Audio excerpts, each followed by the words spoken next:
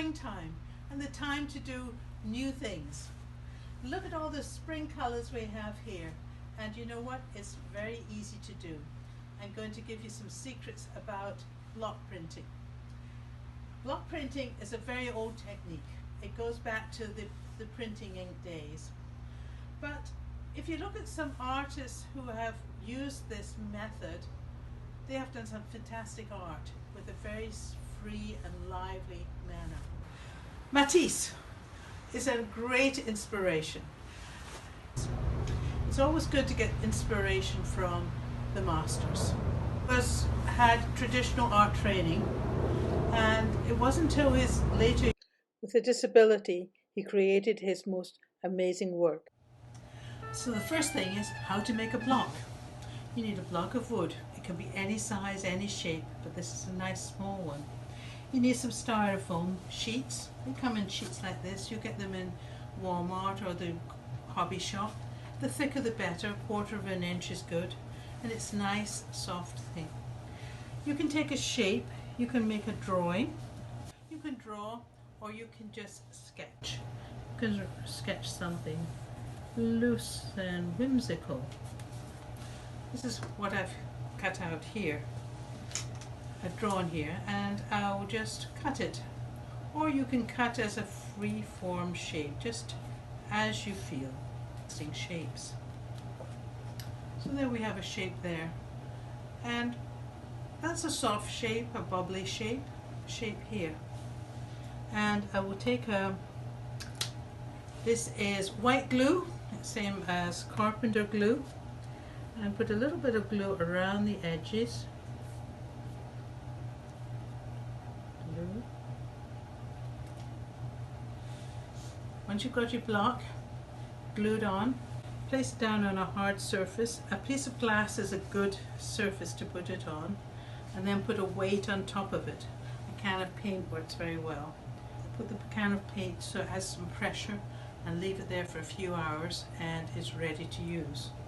These are some blocks that I have made over. This is a frog.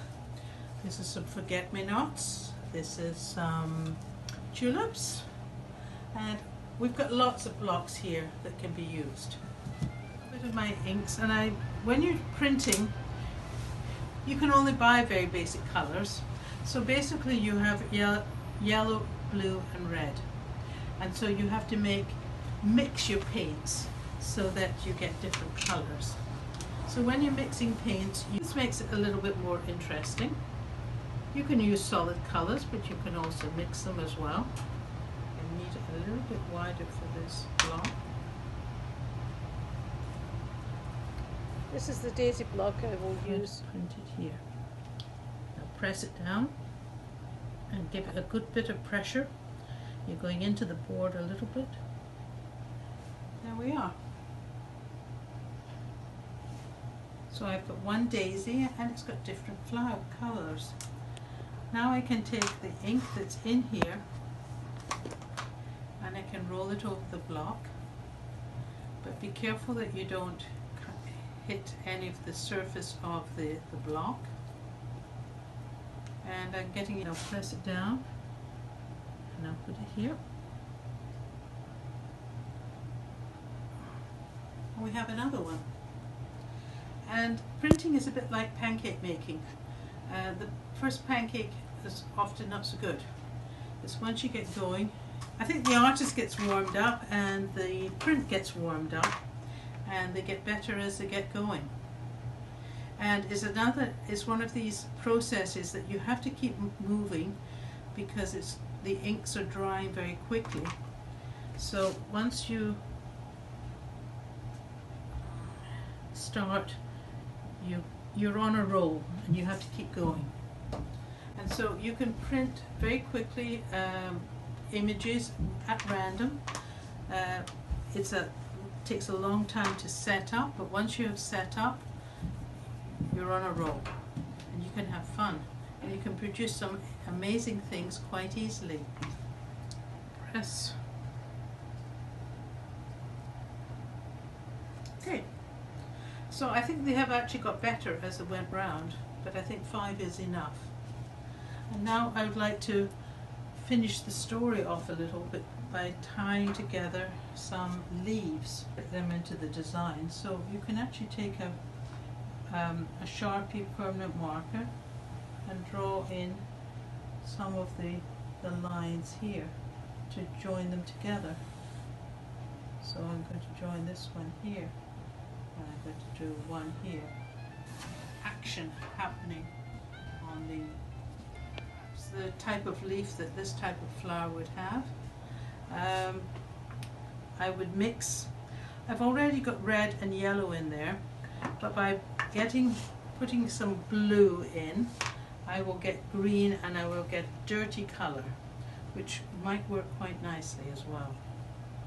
These are acrylic, speedball acrylic fabric paint. Mixing blue with yellow, I will get green, which will work for a leaf quite nicely. It's got quite a nice bluish tone tinge to it. I think I'll get another second one out of this one here. And I'll get one out of this one here.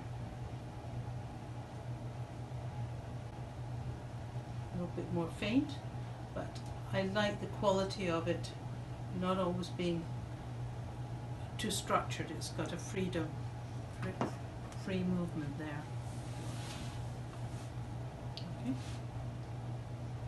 And then with a brush, you can line them all up together.